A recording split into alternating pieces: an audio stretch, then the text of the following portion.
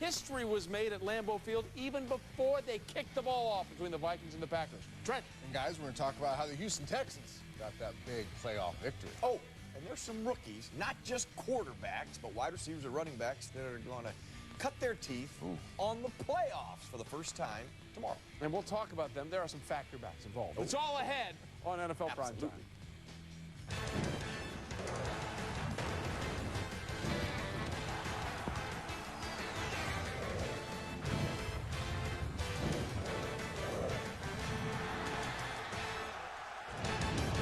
Hi, everybody, and welcome into NFL Primetime. As always, glad to have you here with us. Trey, Wingo, Merrill, Hoge, and that is a Trent Dilfer sighting, ladies and gentlemen. Fired up. Nice to get him off the road and back into the big house here in Bristol. And, guys, this is why we love the playoffs, okay? Even before they kicked off the game at Lambeau Field Saturday night between the Vikings and the Packers, history was made. That's right, before they even kicked it off. Because Christian Ponder, the starting quarterback for the Vikings, could not go because of an elbow issue. So Joe Webb started. He's the first quarterback in NFL history to start a postseason game without throwing a single pass in the entire regular season. He can't throw, but he can do this. Webb channeling his Adrian Peterson, running for 17 yards, and that's a first down. Later on the drive, it's Adrian Peterson channeling his Adrian Peterson for 11 yards. Vikes would get a field goal. Minnesota's up 3-0. Ponder, Webb, it just doesn't matter. Well, maybe it does. Second drive for the Packers, it's Dwan Harris picking up 16. Remember, he was a car salesman earlier this year. Green Bay near Merrill Field, and it's Rodgers. And that's Ryan Grant, the ageless wonder, takes it inside the 10, another 16 yards, and a first and goal. And then Harris on the pitch.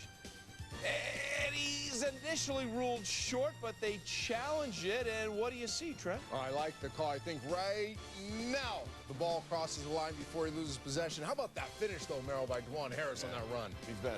He's been the shot in the arm the Packers need. Yeah, a better challenge than last week for Mike McCarthy. 7-3 Green Bay. Second quarter, same score. Wait a minute. Oh. That looks like a good pass to James Jones. In fact, I'm feeling a prime time dime. Yeah, and this is the playoffs, so we don't drop the E. That is not correct. Silent. Look, at off platform and the fireball. We brought the fireball dime into prime time.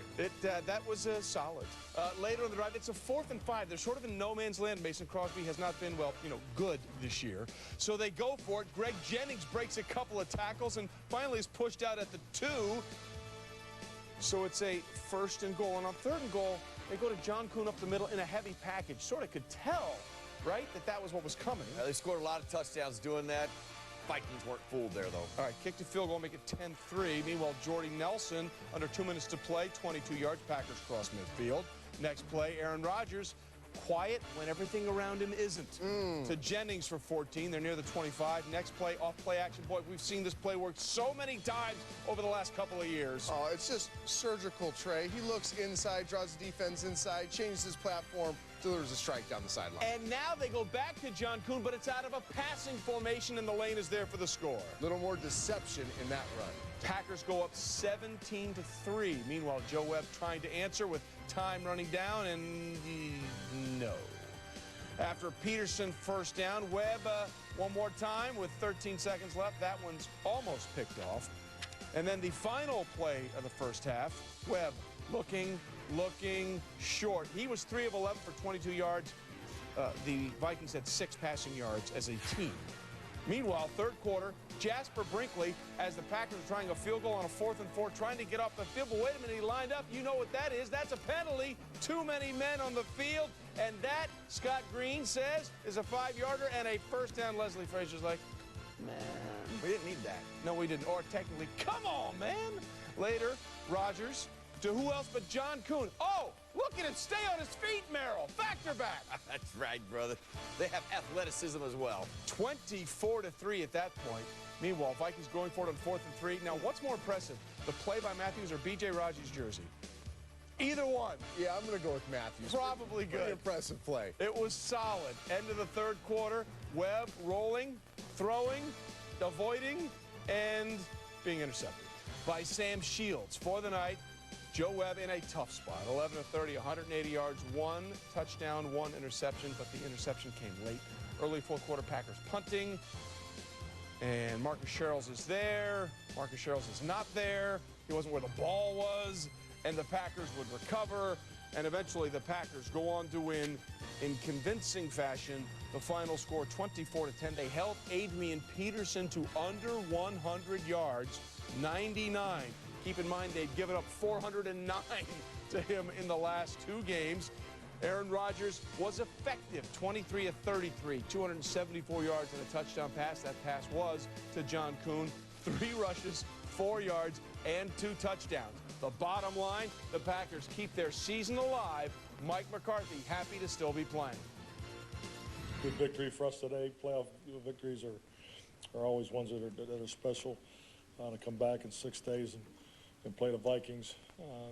You know, first off, I think I got to give great credit to our fans and the atmosphere here tonight. When I think about tonight's win, it definitely starts and ends with our defense. I thought they were outstanding for 4 quarters. You know, set the tempo, keeping Minnesota out of the end zone, and you know, obviously adjusting to the quarterback change. We didn't do a whole lot of work on Joe, but you know, obviously it was something that was out there during the course of the week. We had the long day here as coaches, so that, I mean, I know a number of our guys were going back and just checking things and so forth. It didn't change our game plan a whole lot. Our defense did a good job today of slowing them down in the passing game and not letting Adrian have the big runs. Joe had some good runs early that kept some drives going, but eventually we were able to get ahead and make them have to do some more passing, and we did a good job against that. Our defense tonight played at a championship level, and that's what you need in the playoffs. Well, they certainly did, Aaron Rodgers. With Peterson's 99 rushing yards Saturday night, it's the 5th straight time that the NFL's rushing champion has played in the wild card round and failed to get to the 100-yard barrier. It's even more disappointing for Peterson, again, after he rushed for 409 yards in the first 2 games against the Packers this season, including 199 in the regular season finale. Okay, Merrill, Clay Matthews this week, linebacker for the Packers, has said, we're not letting him get to 200 again, and they didn't even let him get to 100. What was the difference? I'd have been more impressed if you said I wasn't going to give him to 100, right? He set the bar pretty low. I know. That's like saying we're not going to let him throw 500 yards on us, right, Aaron Rodgers? Well, the one thing that you could tell that the Packers did, the focus was 28. They were not going to let him get going north and south. And there was several plays that you could tell, regardless of a pass play, because this is what we call a draw play. The quarterback is going to make this look like pass to get and invite the defensive line to rush the quarterback. Well, there's a line of scrimmage. At the snap, they don't even move. They stay there. They create a wall. Now, the second you get Adrian Peterson's shoulders parallel to the line of scrimmage and his focus is to the sideline, not the goal line, advantage defense. As special as he is, you make him do this all night, he is going to struggle. The other thing, the point of attack, where the ball was going, watch how the Packers penetrate. Penetration is the #1 killer in the running game. There's the line of scrimmage. They're already 2 yards deep. Now when Adrian gets the ball, they're 4 yards deep in the backfield. Now they have disrupted the runner, they define where he must go, and they eliminate his explosive ability. Those 2 things I thought really stood out. The Packers made a commitment. I don't care, especially when Webb became the starter. I don't care what the quarterback does. There's no run that's going to fool us. We're not going to be influenced, and we're going to make him run north and south. And when he comes to us, we're going to get penetration. Those 2 things worked perfectly. You know, it's interesting because they got penetration 4 or 5 times in that game in Minnesota last week, but they let him get away. This time, they were a little more disciplined and were able to seal the deal, and it certainly didn't help Adrian Peterson that Joe Webb was back there and not able to complete many passes. Meanwhile, Aaron Rodgers was efficient. He was clean. And this is what happened out of the game. Of the 37 quarterbacks in the Super Bowl era with at least 10 touchdown passes in the postseason, only Drew Brees and Bart Starr have a better touchdown-to-interception ratio than Aaron Rodgers. 16 career touchdown passes against just 4 interceptions in the playoffs. And what's really interesting, Trent, this was Aaron Rodgers' first home playoff win. Now, when they went to the Super Bowl a couple years ago, those were all games on the road. They lost last year as the #1 seed in their first game against the Giants. Sometimes you look at the stats, and they're not eye-popping, but we certainly saw a very efficient game from Aaron Rodgers. Yeah, you said the things I wrote down when I started thinking about this game is disciplined, efficient, clean, and he gets everybody involved. Look at him work to the left, come back right, locate James Jones down on the right boundary, change his platform, and deliver a strike.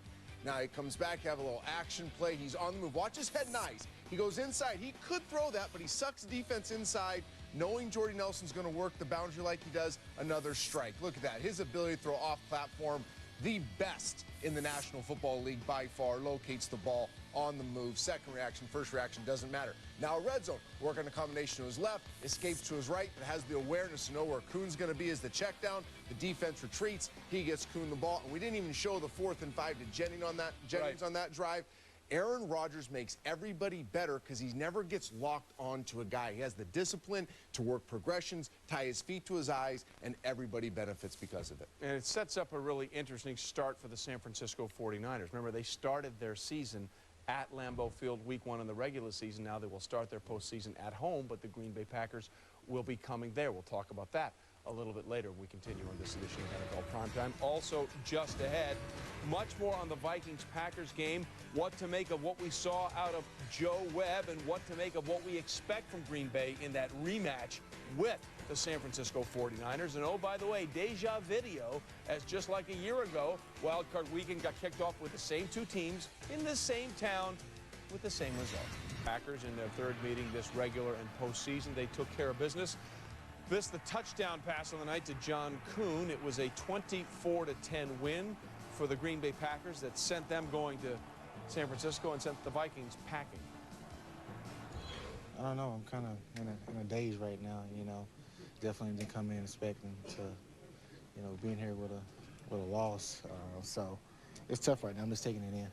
You know, we found a way to keep it in striking range for the most part, and we just couldn't put things together to close the gap a little bit, you know, further. We were in position a number of times where we had 3rd and less than 5 or 4th and less than 5, and we couldn't get it done. It's a big learning experience for me. You know, it's a tough game. Green Bay is a tough team. You know, so just go in the off season, work harder, and come back ready to go next year. Unfortunately, you know, for a lot of different reasons, we weren't able to pull it off this, you know, tonight. But, you know, we're going to come back swinging during the offseason, do the necessary things we need to do to, you know, make sure this don't happen again. We're not in this position. You like the future of this team? Yeah, I do. By the way, the win tonight ended a 2-game losing streak at Lambeau by the Green Bay Packers, the 2007 NFC Championship game, and last year in the divisional round when they lost to the Giants. As for Joe Webb, again, he's just the 4th quarterback to start a game in the postseason if they're not getting a start in the regular season. The first one to do it since Frank Reich. Here's where it's really tough for Joe. That game by Frank Reich was the one where he engineered the comeback against the Houston Oilers, greatest comeback in NFL postseason history, when the Bills were down 38-3 and went on to win 41-38 in overtime. Very tough. If that's the last time someone did it, then you see what happened with Joe Webb tonight. Look, it was a tough spot for him. It was. He did get a lot of the reps in practice, but, you know, this is a guy that they weren't expecting to play. He wasn't expecting to play, and suddenly, how does that change the dynamic? Listen, Joe Webb is a talented player. We've seen it before. Yes. But what people need to understand is he spent the last 5 weeks walking into scout team huddles and then holding up a card with the play on it and running plays off cards. When you go into a live bullet situation, your eyes start lying to you. All of a sudden, everything that was easy in practice isn't so easy. The pictures look a lot different, and you're having to process and communicate a lot more information. I think this is an impossible task for any quarterback that hasn't got any practice snaps throughout the year. Well, I would concur. You know, when you step into the environment of the playoffs, the energy and the intensity goes to a whole other stratosphere. There's a reason that you have training camp and you have preseason and you have the regular season. And I have always believed this. I don't know of any player, I don't care how talented or great he is. There's a seasoning with all of that. You know, you're getting yourself primed and ready to perform at the highest level, which you must. Because the second you enter into a playoff situation, the first time I got into a playoff situation, the veteran said, you know, did you feel the difference? I'm like, oh, yeah. There's a big difference out here. And Trey, this is why many organizations believe in a veteran backup if you're a playoff team. Right. Don't worry about developing a young, talented player. Take a less talented, older guy that has some pelts on the wall. So if you get stuck in this environment, he at least can digest the information. He's had some been there, done that, and he can at least operate your offense. It wasn't postseason, but just go back to the last time he started when he was backing up the injured Brett Favre in Minnesota. That was that rare Tuesday night game in Philadelphia because of that snowstorm. He actually played very well. Played very well in that game because he got the reps. Practice is important. A lot of people don't want to hear that. It does matter. Practice does matter. That's where you get these things. When you're not thinking about it, they become instinctual.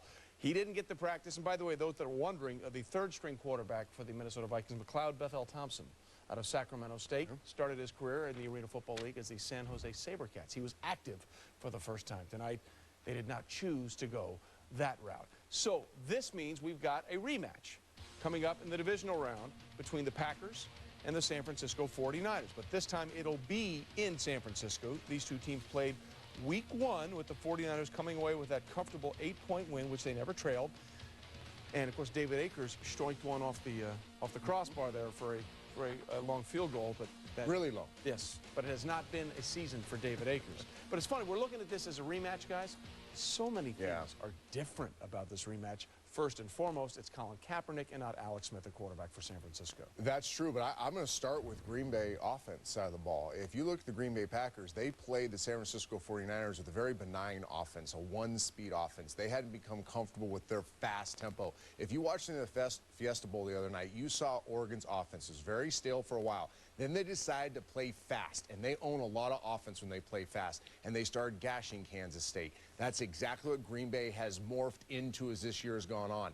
Anytime they start to struggle offensively, they can start playing fast, and they just torch people. If you think about the San Francisco 49ers defense against the New England Patriots and that comeback, the New England Patriots ran 92 plays against the San Francisco 49ers defense, playing fast like Green Bay now can. The other element, Merrill, is that Colin Kaepernick now is the quarterback. Although he's shown great sizzle and great splash, he has not shown the ability to sustain long drives to keep Green Bay off the field. I think that could be a real component going into this game. Which speaks to consistency, and that's what you have to have in the playoffs if you want to win a Super Bowl. And to Trent's point about the speed of an offense and how fast the Packers want to play, the best way, and the Niners are geared to do this, to slow them down and stop that speed and control the tempo of the game, is with a massive, outstanding running game, which they did in the first matchup. They still have that. That's still in place. The Kaepernick situation, the factor in that whole thing is, can he be consistent? Does he bring another phase to it? Is there a dynamicness to his game? Yes, but can he be consistent? That's very hard to do, you know, in a young guy to do that. And then their defense, this defense, I mean the 49er defense, is geared to get after a quarterback. They have great pressures, and they've done it in the past. They did it in the NFC Championship game last year, even though they lost to the Giants. Right. That went overlooked because the Giants won. But they are an outstanding pressure-oriented defense if utilized right. To that point, Justin Smith and his ability to play may be the most important factor in this game. He went out in the second half of the New England game. They hung on to win that game, but they were gashed in that game. They went up to Seattle and they got gashed. And once Justin Smith went out, getting after the quarterback with Aldon Smith, that didn't happen. No. He didn't register a sack after Justin Smith went out. We could spend a whole segment talking about how dynamic Justin Smith is and what he does for this defense. He's going to play, but to the extent and to to have that dynamic quality that he possesses is yet to be seen. If he can be Justin Smith, yes, they have an answer for the Packers offense. But if he can't be the old guy, I look for the Packers to have their way. And again, Justin Smith did not play down the stretch of the regular season. We'll see what his availability is as we get set now for this rematch in the divisional round in San Francisco. That's in the future. Here's what's coming in the near future. What about the first game on Wild Card Saturday between the Bengals and the Texans? J.J. Watt proving once again he might perhaps be the best defensive lineman in the league. And what to make of Sunday's matchups? Andrew Luck against the Rays of the Ravens, Lewis and Rice, and of course RG3 and Russell Wilson. NFL Primetime, Trey Wingo with Trent, Dilfer, and Merrill, Hoge. So much for this whole New Year thing. In terms of football, 2013 starting just like 2012. Cincinnati in Houston, taking on the Texans to kick off Wild Card Weekend. The Bengals just hoping that a new year would bring a new result as they lost last year for the Texans' first ever playoff win. Would history repeat itself? Let's find out. J.J. Watt has been so great all year long, but the Texans came in. Yes, it's true. Struggling, having lost 3 of their last four. J.J. Watt don't care. Andy Dalton goes down on the sack for 9. His ability to use his hands, get upfield, not get moved by an offensive lineman. I mean, this guy has so many dimensions from a defensive tackle position. You know, it looked for a while like they were going to be in trouble here. J.J. Watt again with the pressure. Brady James finishes it off. They had 2 really great drives. Were dominating, but were only kicking field goals, okay? And then Andy Dalton going deep for Marvin Jones, but it's ruled an incompletion. The Bengals, as he dropped it, had -6 passing yards in the first half. You thought the Vikings' 6 passing yards was bad in the late game. -6 for Andy Dalton and company in the first half. Texans ensuing drive. Matt Schaub looking for James Casey in the flat. No! You're dominating! You're up 6-0. Don't do that! There was some bad football in the first half of this game, and this is one of the worst plays. Matt Schaub late to the flat versus a pressure corner. You just can't make that throw, even if you have the arm talent to make. Toss that thing in the stands. And again, this was Schaub's first playoff game. Remember, he was injured last year. Okay. Then Schaub's pass to Andre Johnson just off his fingertips. So once again, they have to settle for a field goal. They were only 1 for 4 in the red zone on the day, but they were up 9-7 at the break. And then Merrill, you know what? Sometimes you got to let your meal ticket run wild. They did, and I think they were prepared to do something other than their stretch play if it didn't work. These kind of plays did, and I thought Arian Foster, when the Bengals did win, still made him play by getting to the backside. Great vision and great footwork. And when he does that, it sets up the play action. Schaub checking it down to Foster. Smart move there for 11 yards. So once again, the run sets up the pass. So now it's 1st and 10 from the 27. Both Andre Johnson and A.J. Green had quiet first halves. They had much better second halves. Tackled at the 5, a 22-yard gain, and 2 plays later, Arian Foster. He's in for the score. Big day for him. 32 carries, 140 yards to take a bow. As the Texans go up 16-7.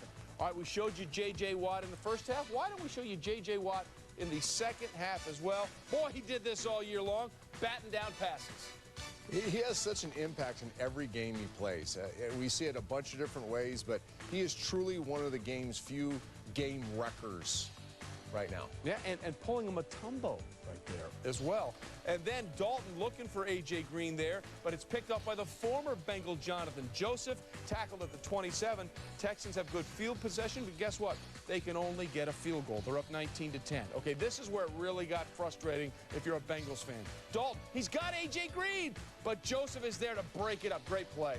Great play, but these are the kind of plays that you had to hit on the Texans. You can't be late. The ball can't hang in the air that long. You have to make them pay when you get those opportunities. All right, so they settle for a field goal. Now it's 3rd and 11. A.J. Green is loose one more time. Didn't I just tell you? Now, this one, you can't miss. He is clearly wide open. Yeah, that's tough. Trent, I mean, a little air into that ball, man? Well, you wait the whole game to dial up the corner, go. It's a double move. You just have to hit it. I don't care if it's more air or less air. It's a must-make throw by Andy Dalton. A little to the outside, and you're good. But at that point, under 3 minutes to play, it's 4th and 11. They go for it, but it's only a 6-yard route. It's a big conversation. Pressure makes him get the ball out of his hands. They're bringing a blitz. I would like to have seen that ball feathered to the sideline. You saw that out-breaking route coming. Instead, he chooses to check it down and trust the run after the catch. All right, on that drive, they had to burn a timeout. So on 3rd and 2, if you get a first down here, the Texans can win the game. Gutsy call to go with the play-action pass here, Merrill, instead of running it. I agree, and I think it speaks to their trust in Schaub. They got confusion. Look, at the Bengals are uncertain. And it looks like run, smells like run, but guess what? Right when they go to hand it off, those linebackers are like, ooh. And the tight end, even though he's blocking, watch him release at the last second because he's the check down. They looked for the shot, for the big play, but then checked it down, got the critical first down and a completion so the clock wasn't stopped. Yeah, and Garrett Graham also got a shot from Vontaze Burfict there, a hit to the head. So they get a first down. They're able to run out the clock, and that's what happens as Arian Foster takes it for 10. He touched it 36 times. And Andy Dalton can only say, hey, I'm from Katy, Texas, but I never want to come here again. Katy, Texas, by the way, a suburb of Houston. He's been there twice in 2 playoff games. No touchdown passes, 4 interceptions. Schaub efficient, 29 of 38. Arian Foster, a big day, 32 carries, 140 yards, and the score as Matt Schaub gets his first playoff win. In this business, when you're doing well, people are they love you. When you're not doing so well, they're quick to point out what you can't do, but you know, we know what we have in that locker room, and we have a lot of fighters, some scrappers, and we came out here and we played well. Our defense played outstanding. Our offensive line and our running back were exceptional, and you know, we made some plays in the secondary. That's a good defense we faced, and a good offensive group as well. But you know, our guys really showed up big. No, we weren't doing enough. We were getting in second down, then we had a couple plays where we were losing yards, third and long situations. Makes it tough to convert. We needed to be more consistent, and we weren't today. I mean, the result speaks for itself. I mean, if we would have been better on third down, keep drives going, I mean, it's a different game. Well, you know, we have opportunity there with 3 minutes and 40 seconds left or whatever it is at the end of the game, but we got behind in the game. And, you know, when you get behind against a team, then, you know, they've got the upper hand a little bit. Well, I think we control the line of scrimmage, and anytime we do that, it's going to be tough to beat us because we eat up clock. And our offense is predicated off of the run because then it opens up the boot. And, you know, we have guys all over this team that can make plays. A little momentum. I mean, I'm not the biggest believer in momentum in the world, but it definitely feels good to get back in our rhythm, get back to doing what we do, and we're going to have some good film to watch because if we're going to go up there and beat them, we need to play a game like we played today. Offense holding the ball and defense getting off the field on third down. Has to feel good for a Texans team that, you know, lost 3 of 4 down the stretch and threw away not only a bye but home field advantage throughout the AFC. Arian Foster was the workhorse. He rushed for 140 yards, caught 8 passes for 34 yards. He's the first player to register 100 rushing yards in each of his first 3 career postseason games, and he's the only player to crack 400 rushing yards in those games. Merrill, if you're looking at the game plan for the Houston Texans, it was pretty simple. Let's go back to that zone run, which will set up our pass, which means if we're going to do that, we're going to make sure Arian Foster takes us to the second round. And I thought they were prepared if the zone run wasn't working, that they went back to some other runs to get him going. At least they could establish the line of scrimmage and some tempo. And I get my seal of approval right off the bat. Oh my, bam! That's a canali with a zigzag seal and a juke right there. That's what we call that move right there, make linebacker feel like a jerk. Jerk route. But Arian Foster was outstanding, and I thought their play calling, they were flexible enough to run cutback plays, gut plays, stretch plays, draw plays, and getting the ball into Arian Foster's hands. Once that happened, even checking him down, I thought being very smart, not forcing the football by Schaub's aspect, because the second you get Arian Foster on the other side of the line of scrimmage and you dump him the ball, I mean, think of the advantage that you have once he gets in the secondary. So once they were able to do that, then they controlled the tempo of the game, or what they were responsible for. Yeah, and when Houston struggled this year, they haven't gotten that dude going, Arian Foster, and they haven't played good pass defense. But tonight, they brought their pass defense to the party. They were smothering the Cincinnati Bengals wide receivers and making plays on the ball. From the very get-go, they were playing a lot of too-high looks, so a lot of underneath coverage, tight man, and the corners continued to make plays.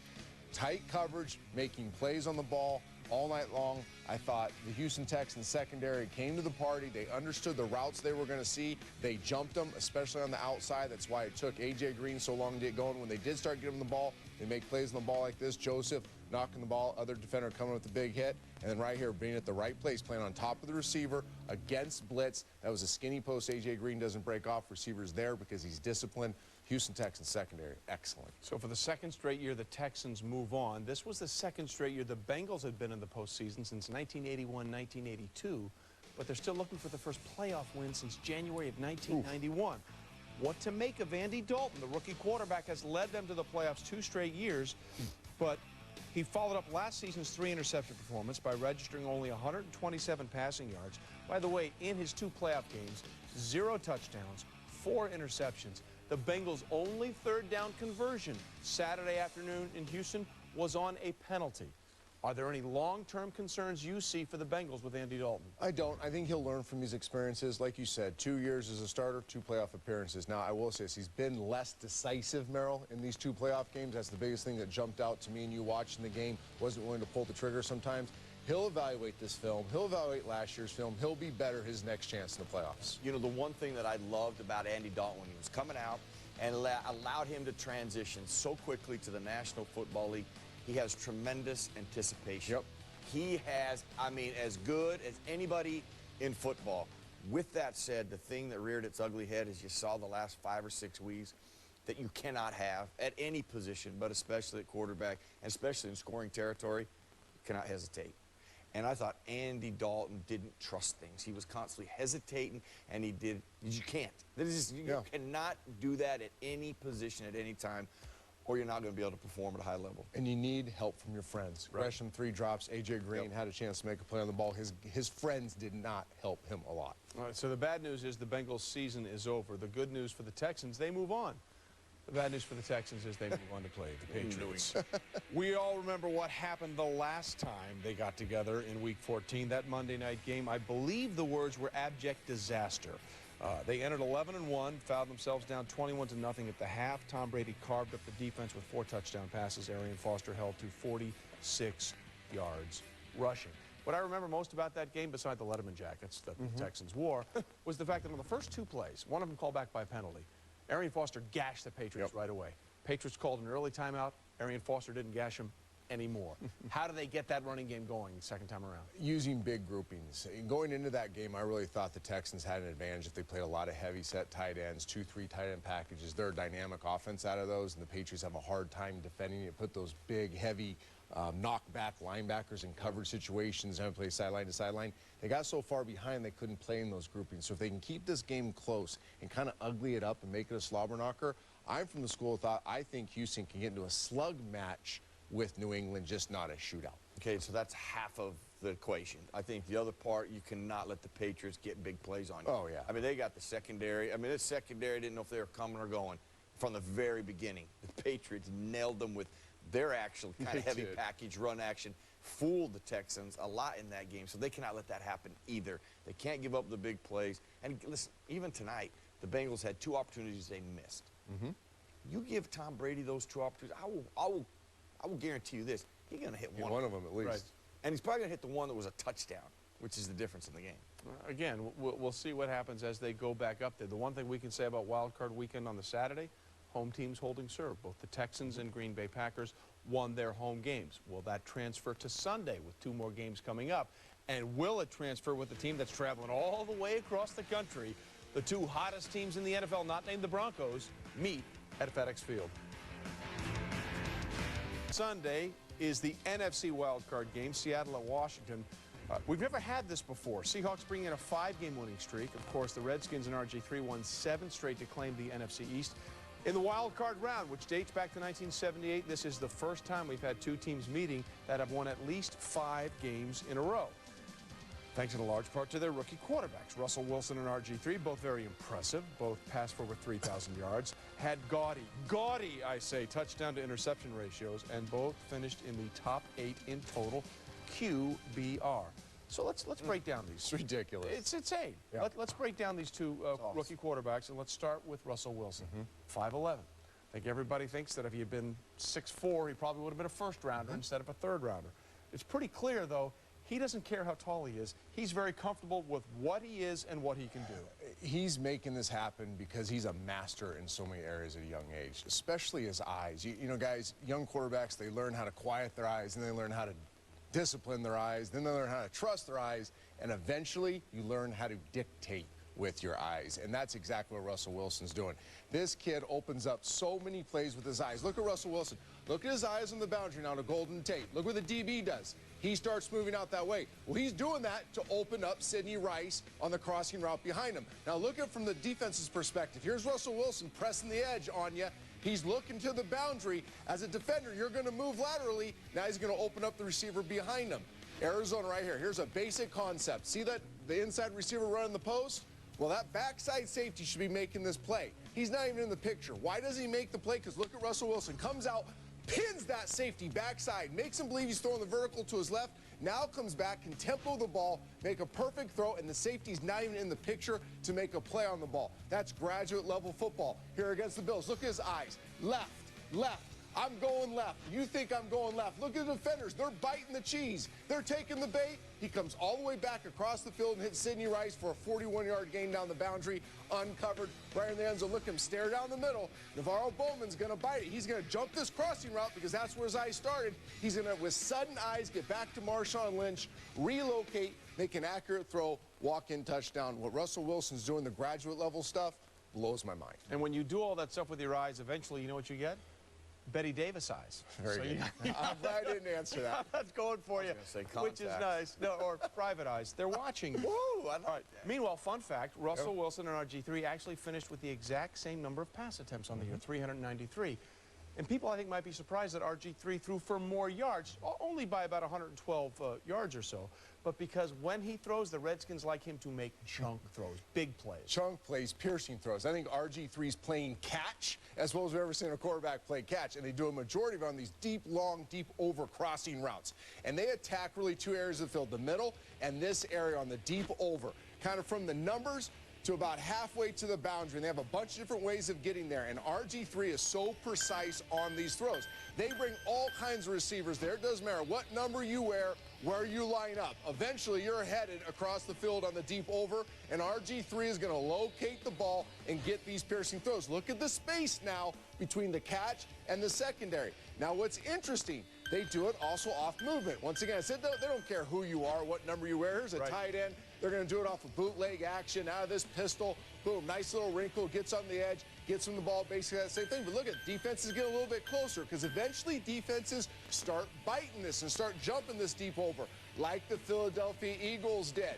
So what happens is, as a quarterback, you got to go up to the next level. See, now the safety jumped the over route. He's covered, and that leaves the home run ball open, and it puts the safety in a deep bind. Do I jump the over route like the safety does here, or do I play as deep as the deepest receiver and not give up the home run ball? I think this is going to be a really interesting matchup for Earl Thomas, the Seattle Seahawks safety. He has a great nose for the ball. In fact, disagree with me here, but outside of Troy Polamalu and Ed Reed, I think Earl Thomas probably has the third best nose for the ball in all of football. He's going to be all over those over routes. I would agree with that, and I know we'll get to in a second. This may require him to play the most disciplined game he has ever played, and I'll explain that after you set me up beautifully. Thank you very much. It's funny because Andrew Luck's going to have to deal with Ed Reed coming on Sunday in the early game. But, you know, one of the reasons that he can play catch, like you said, is because the Redskins have the #1 rushing offense. Seattle has the #3 rushing offense in the NFL. As much as we talk about the quarterbacks, both of their play is set up by the running game. Without a question. Now, the Washington Redskins just have more volume, and I'll get to that in a second. Seattle is still the foundation is Marshawn Lynch. However, it goes a little bit through Russell Wilson more now than, say, it did in Week 10. But I think the volume of Washington's running game could be the difference. Now, first I will start out with Seattle, because Seattle, Week 10, they didn't even do this speed option. But because they do it, because Wilson is so smart, to Trent's point of his intelligent, you know what, you have two options here. As Russell Wilson looks at the defensive end, his first option is, if that end closes, the tight end's going to block the stack backer, and we're off to the corner. We're off to the races, and we're going to have big chunks yards. But if the end stays there and doesn't close, which he doesn't, I'm going to hand it off to Marshawn Lynch. That's not a bad deal either. They do a little U-block. We've got Marshawn Lynch in the secondary.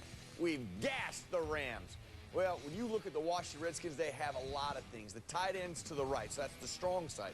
The weak side to the left. And the reason I think you'll see a lot of weak side runs, because Irvin for the Seattle Seahawks is not a big guy, so they could run at him. So they have the flexibility to run strong side, weak side, powers, guts, counters, bend backs, pitches. Here's out of the pistol. Here's what I love about this. It's going to be a bend back, but initially it looks like a lead to the left. Look at the linebacker on the place, away from the play side. He jumps all the way over there. Now it's a natural bend back, and Morris gets right to where the linebacker left and negated.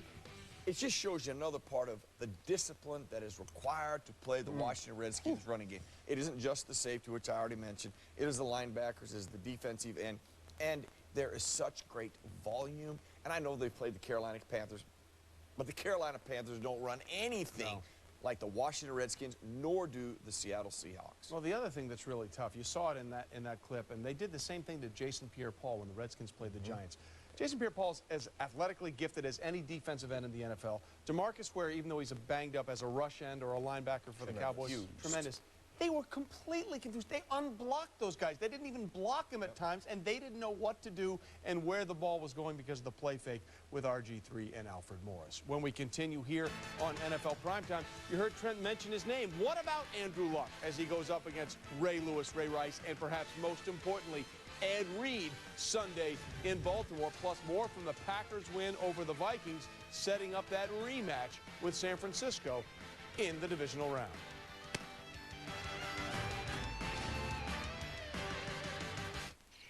I heard a deranged clown lurks in these victories.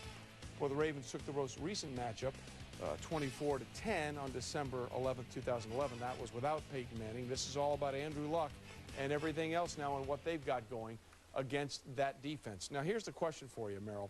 Look, the Colts in their win against the Texans in Week 17 converted a 3rd and 23 for a 70-yard touchdown to T.Y. Hilton. The Ravens have been pretty good at getting off the field on 3rd down. They're going to have to keep that going. They're wicked on 3rd down. I'm going to tell you this.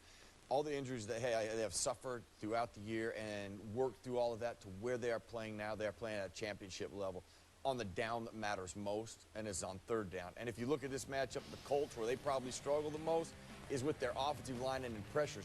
Look at this. Look, you got one guy with his hand on the ground. You got 7 potential guys that are going to come after the Giants. That's what it appears like. Now, as we snap it, notice the corner at the bottom of the screen. Well, he jumps into the equation. Only 5 guys come, and they get a guy clean to hit Eli Manning. Now, because of the speed of the traffic, look at the defensive backs. They're coming at a tackle and a back, but they come so fast they confuse the tackle and the back, and nobody picks him up. Hey, hit Eli Manning. This is what's going to be the greatest challenge, I believe, in this matchup, is those backs and that offensive line to protect Andrew Luck. I just don't think they can do it on a consistent basis, and the Ravens are way too wicked on third down, consistent enough in this matchup. So glad you're talking about third down, because it is the money down, and they have been wicked on defense. Now they've been inconsistent on offense, and that's the Ravens' offensive struggles. If we talk about Ray Rice or Joe Flacco, talk about whoever you want. When they're good on third down, they're a good offense. And when they're good on third down, they get the ball to Anquan Bolden. This exact time last year on this set with you two, we had the same conversation. We did. What makes the Ravens go? Well, when they get Anquan Bolden the ball on third down. I've studied every snap the Ravens have played for the last 3 years on offense. When Anquan Bolden is involved in their third down package, when he lines up different places, this is a top 10 defense. When he disappears, whether it's his own fault, Joe Flacco's fault, or the play caller's fault, this is a very much reduced remedial offense. So if you're looking at tomorrow, Merrill told you about what down to watch on defense. Third down, Ravens getting after it. On offense, find where number 81 is when the Ravens have the ball on third down. If he's getting the ball, they're going to play good on offense. If he's not getting the ball, it's going to be another one of those sputtering days. Well, it's interesting. Andrew Luck, by the way, is the first quarterback not named Peyton Manning to start a postseason game for the Indianapolis Colts since Luck's former Stanford head coach, Jim Harbaugh, did it in 1996. And, of course, Harbaugh is the brother of John Harbaugh, who is the Ravens head coach, whom Luck will be facing. That is a lot of Harbaughs in there. There was a lot of action on this Saturday on Wild Card Weekend. When we come back on this edition of NFL Primetime, we'll put a capper on it. The most interesting thing we saw in the 2 games today. That's ahead. Stay with us. Fireball time. For the Packers defense, they held Adrian Peterson to 99 yards on the ground. Keep in mind he had 409 in the previous 2 meetings against Green Bay, as Green Bay moves on, courtesy of their defense, to the divisional round. Well, the only difference this week and last week is that we made the tackles. And, you know, the first guy wasn't there, or the first guy didn't make the tackle, the next guy made the tackle. And we did a great job of gang tackling. And we didn't let them, you know, break through the line of scrimmage, get to the second level, and make people miss. And we limited those yards after contact, you know, which he's very good at. So that was really the only difference between last week and this week. I think today was a great step, especially with a great running back and a scheme that wanted to, you know, kind of punch us right in the face. So I think we responded, set our jaws, and you know, really held him, kept him in check, relatively speaking, of course, but enough to where we can get the ball back, let our offense put some points on the board, and all of them sustain those drives like they did last week. Well, coming into Saturday's game, the Packers had lost 4 of their last 6 home playoff games, including last year's 17-point loss to the Giants. In that game, the Packers turned it over 4 times, gave up 420 yards. A different story Saturday. They held the Vikes to 324 yards, forced 3 turnovers, as amazingly, that is the first home playoff win for Aaron Rodgers. All right, so crazy. 2 games in the books. Home team wins both of them. 2 more games coming up on Sunday. What was the most intriguing or important thing you thought you saw Saturday? I try to look at today and then forecast the rest. And I saw Aaron Rodgers. He had that assassin look in his eyes. I know, like he did in the 2010 run. Yes, there's just a steeliness to his eyes. I'm the biggest 49ers homer out there, but I would not want to be the 49ers defense going up against this guy with all of his weapons. Watch out for the Pack. Texans, great win, but I didn't see them correct 2 major problems if they're going to beat the Patriots. They're still giving up big play opportunities. However, the Bengals only capitalized on 1 of them, and they're not creating explosive plays off of the ground game they got today, which they did and they have done for the most part of the year. Those 2 things will have to get rectified if they want to beat the Patriots. They can't settle for field goals. No. You know, they got the first 3 drives were field goals. They were 1 of 4 in the red zone. If you're playing New England and you know what they can do, you saw what we did when they had to hurry up against the Niners defense. You have got to cash in your opportunities the next time. We'll see if they can do it. They couldn't do it on that Monday night game. And you guys aren't nearly as tall with me here and Tim Gone. No, that's true. But there's more. No, it's not.